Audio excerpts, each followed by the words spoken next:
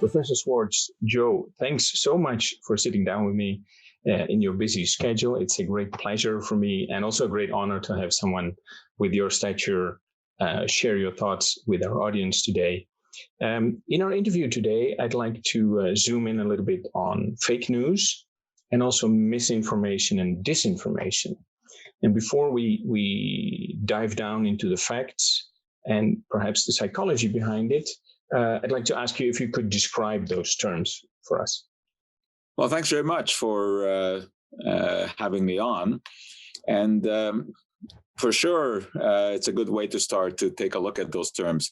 This is something that I've been dealing with for many, many years. And basically, it was the reason that our office here at McGill was founded 21 years ago with a mandate of separating sense from nonsense and clarifying the nuances of information and what is fake and what is this and what is misinformation.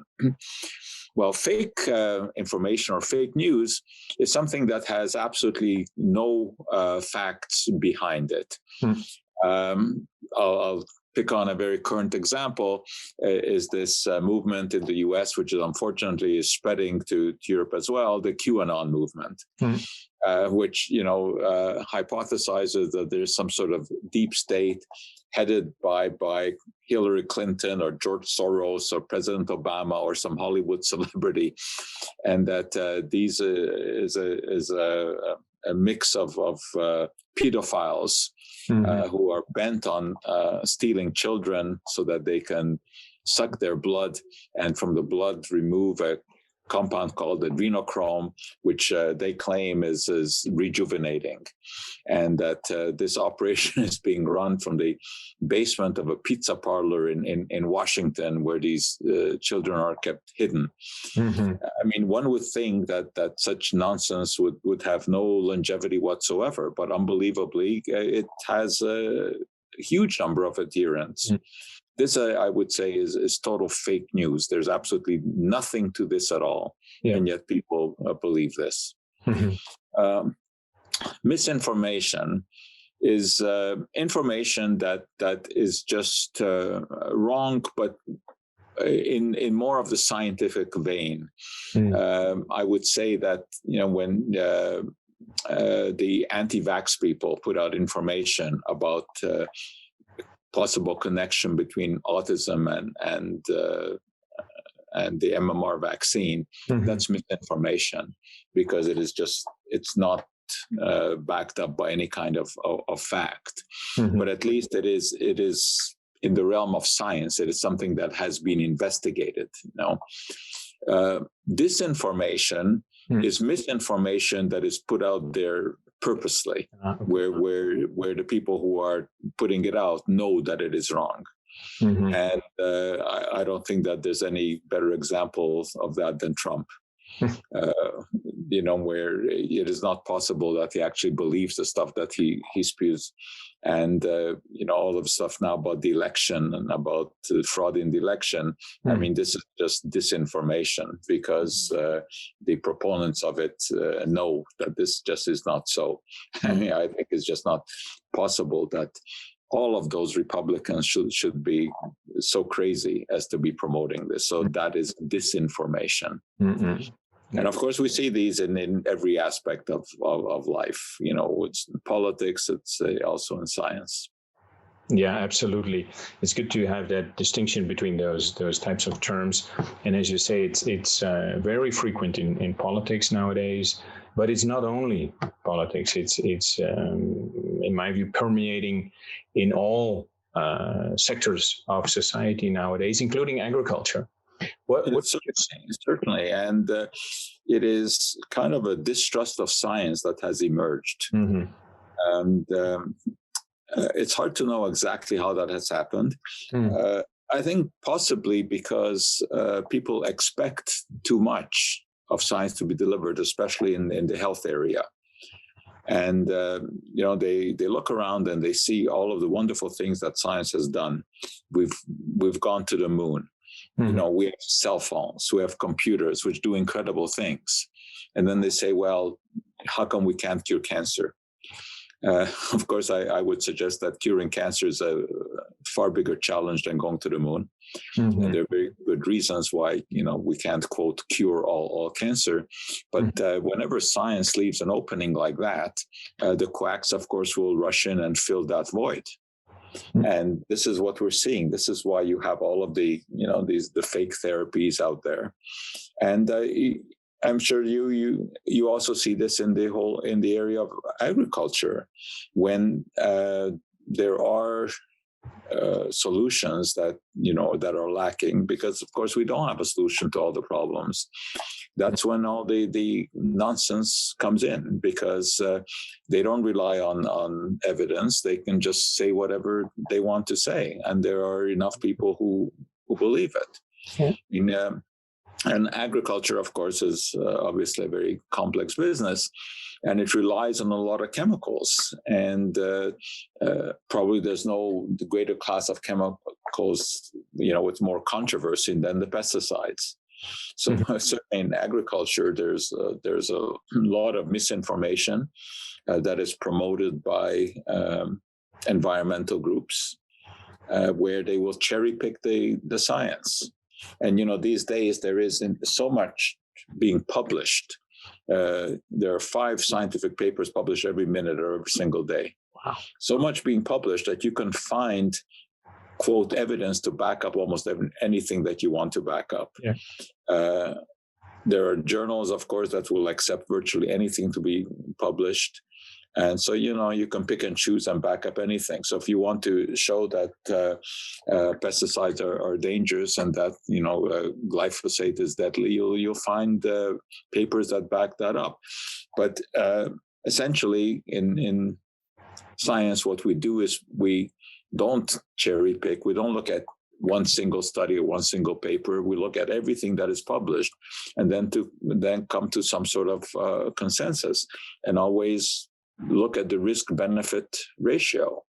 I mean, let's face it, as far as pesticides are concerned, obviously there are risks, and pesticides are designed to kill, right? That's what pesticides are.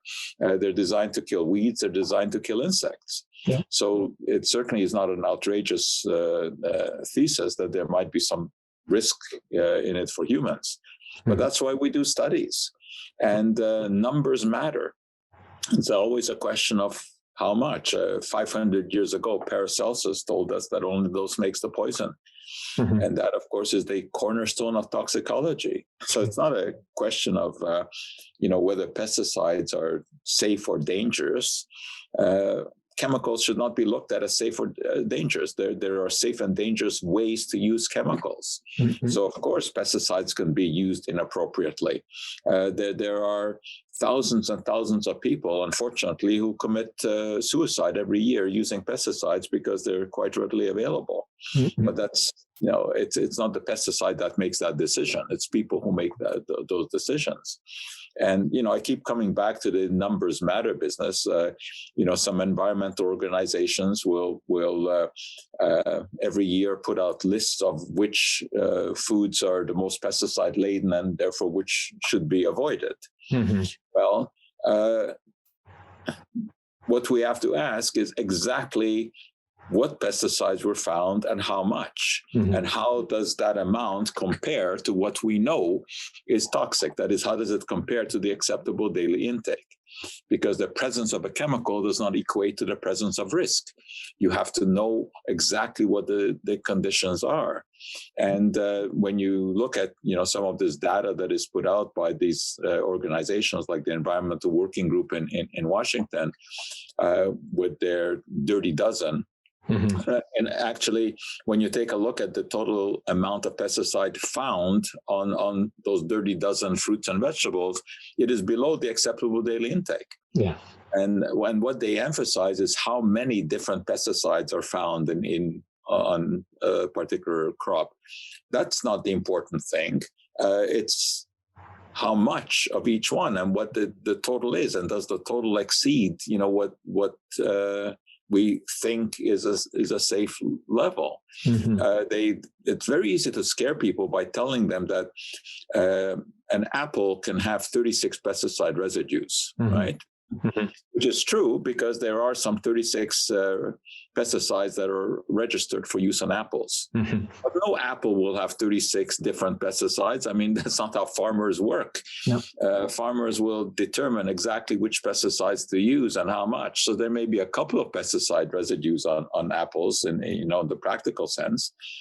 And although it's true that there may be 36 that are allowed, you won't find them on an apple. And yet the message that they kind of transmit is that when you're eating apples, you're exposing yourself to all of these pesticides. So delving into the facts is really what we need. It's, science is not based on hearsay, not based on cherry-picked data.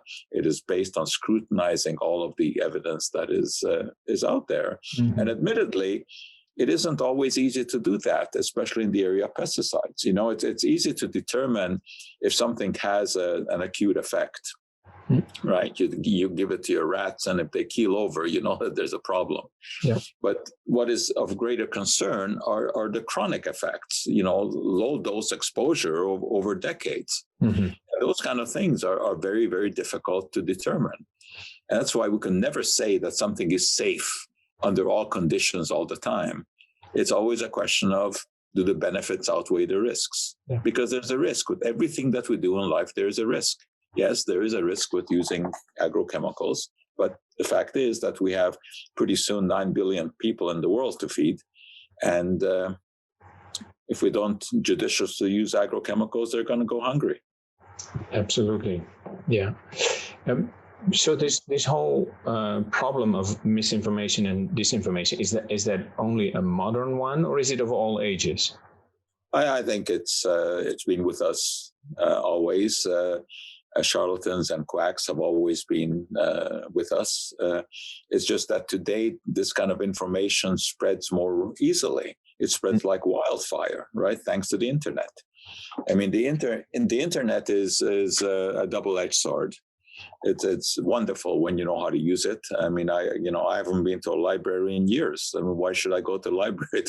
With a few keystrokes, it comes to me, right?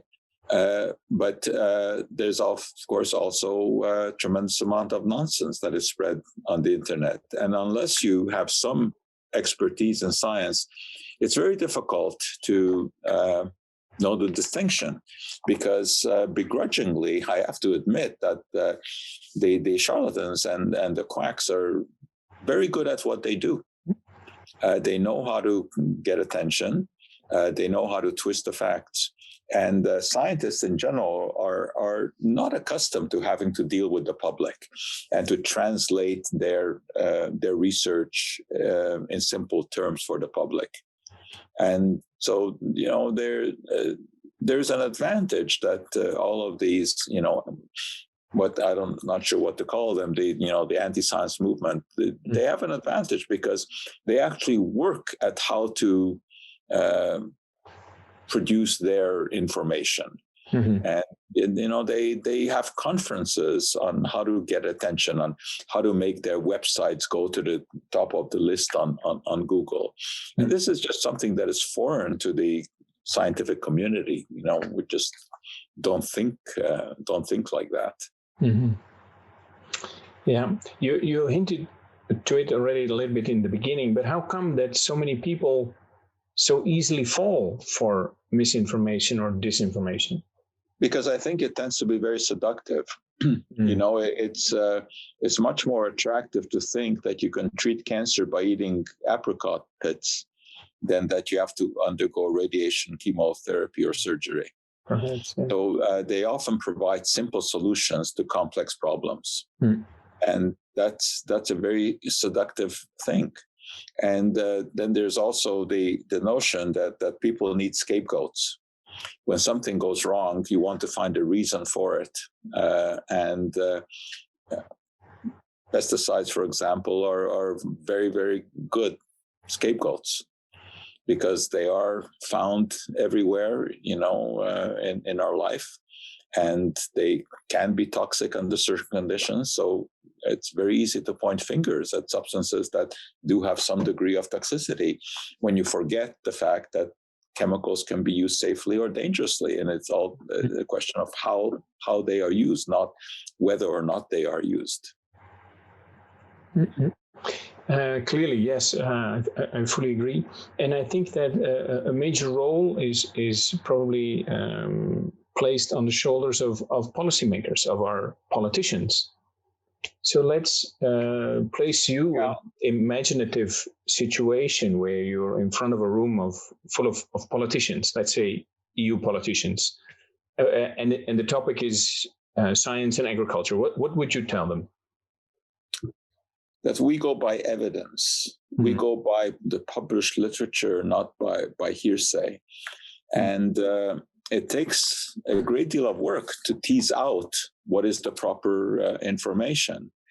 And politicians don't have that expertise, so they have to know who to rely on. So it's very important to know who to rely on. And generally, academic scientists who work for universities, scientists who work for regulatory agencies and governments, Health Canada, FDA, and European equivalents, those generally are reliable. Mm-hmm. But every scientific paper, whether it's, no matter what journal it's seen in, has to be looked at as just one piece of a large puzzle. And we have to look at everything that is out there and piece it together before we come to some sort of conclusion. And admittedly, it's a very difficult task with the so-called environmental chemicals, whether we're talking about the perfluoro compounds, which are, being looked at very seriously now, whether we're talking about food additives. It's a complex business to be able to come to some sort of conclusion. Mm-hmm. And it needs a lot of experts who will put their brains together and tease out all of the relevant information. So what the politicians have to know is who is reliable and who is not. What is the information that they can base their conclusions on? So they have to have expert advisors, and it's always a question of who you surround yourself with, mm-hmm. and whether or not they really are the right people to tease out all of the information. Mm-hmm. Absolutely, yeah. I read the other day that a part of the problem was that the whole agricultural knowledge and information system had become privatized, and there was less of a role for the public sector of sharing that agricultural information and knowledge, and that had contributed also to this where we are now. I think certainly there's some basis for that. I mean, let's face it, the actual agricultural industry is a business. I mean, pesticide manufacturers want to sell more pesticides, mm-hmm. right? So obviously they are going to promote the studies that favor their point of view, mm-hmm. whereas academic scientists and government scientists tend to be more balanced. Mm-hmm. But much of the information that comes out does come from vested interests, and that always is a difficult situation, no matter what area you look at. And I know that, for myself, when I have a question that comes up, I mean, it takes me days and days and days to dig down and, find all of the relevant research and then see, just who said it and why they said it and who funded it. I mean, whenever I look at a paper, I always first, go to the end and see who funded that study. Mm-hmm. Now, I know that just because there is some vested interest doesn't mean that the data is unreliable. Mm. However, what is more concerning is not the data that is published by vested interest, but the data that is not published. And this is always a challenge. Is when you're looking at people who stand to make money from the products that they produce. The research that they do, if it turns out to be negative, that is not going to be published, mm-hmm. right? So they'll publish the positive research, but not the negative. Whereas when you're looking at academic science, you're more likely to see a much more balanced view. Mm-hmm. So it's a complex world, and there are no no simple solutions. Nobody has a monopoly on the truth, and nobody can predict the future. Things happen. Sometimes things are done with all the right intentions, and then it turns out that you go astray. For example, who could have ever predicted back in the 1930s when refrigerators were using ammonia and sulfur dioxide as a refrigerant? And that was a dangerous thing. You had a leakage. Both of these are toxic. And you have leakage in your kitchen. That was a problem. So then they were replaced by the freons, which were very good refrigerants. They were inert. They worked very well in your refrigerator. Who could have predicted that 50 years in the future we would find freons in the atmosphere, destroying the ozone layer? Exactly. I mean, how could you have even thought of such thing like that, right? And so just because things like that happen, it doesn't mean that scientists were callous or incompetent. This is the way of science. It's a self-correcting discipline. Absolutely. As we learn more and more, we focus in more and more on what is true and what is false. But it is part and parcel of science that mistakes will be made along the way. But the difference is that it's self-correcting, whereas the quacks and the charlatans will spout the same thing over and over again. The same myths. Homeopathy has been with us for over 200 years, with the same silliness being spouted that non-existent molecules can cure existing diseases. Okay. So science marches on, it incorporates the facts, it interprets them. But yes, there are mistakes that are made. The analogy that I often use is that science is like a race towards a finish line, but the finish line always keeps receding from you. You never quite get there, but you're always getting closer and closer. And look what we have seen with the evolution in agriculture. I mean, the pesticides that are being used now are used in much, much smaller amounts. They will cover much, much larger acreage in smaller doses than what we used even 20 years ago. And now there's spot spraying with drones, and robots are doing the weeding on some farms. And of course, we've had genetic modification, which the benefits greatly outweigh the risks. Of course, you have a large anti-GMO movement. Most of them have no idea what GMOs are. I tell you that's from experience because I deal with the public a great deal. And so in my lectures, which I give all over the place, I often have people in the audience who are, anti-GMO. And so you get into discussion with them.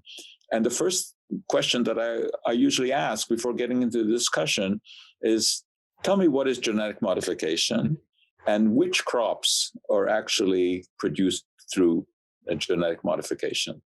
And you know what happens at that time? They mostly become silent because they don't have an idea of what it is. It's just that they've been fed this information from the activists that this is something that is bad. It's undermining our life. They think that these giant strawberries that we have are genetic modified. I've had people come up to me, in a supermarket with this giant strawberry, as if I were somehow responsible for this, and say, look, this is what genetic modification does. You have these beautiful light strawberries. They taste like nothing and they're poisoning us. Well, of course, there are no genetic modified strawberries on the market.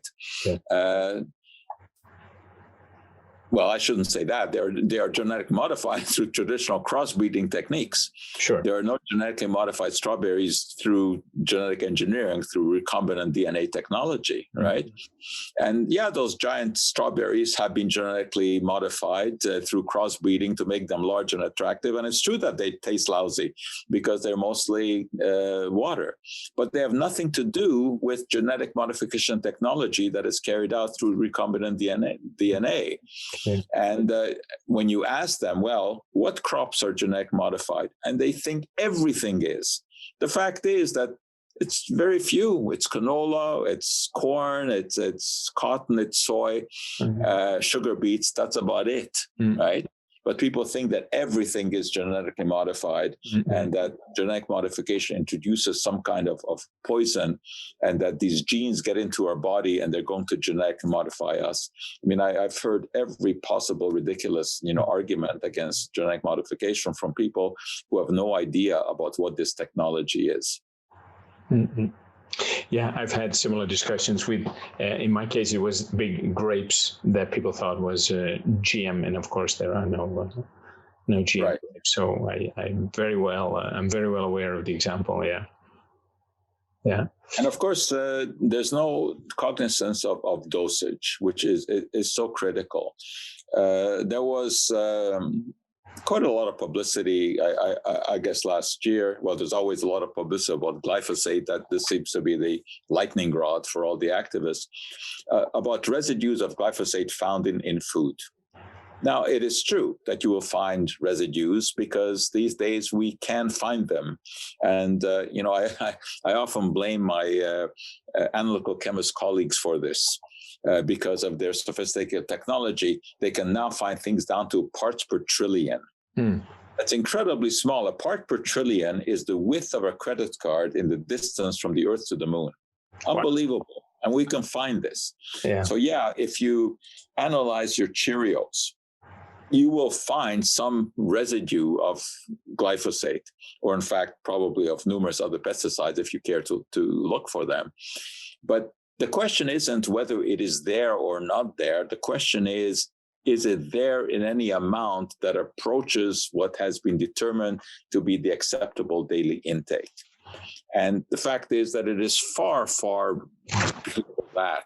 I mean, it's trace amounts of glyphosate that you might find in your cereal. There's far better reasons to avoid eating some of these commercial cereals, and that's the high sugar content.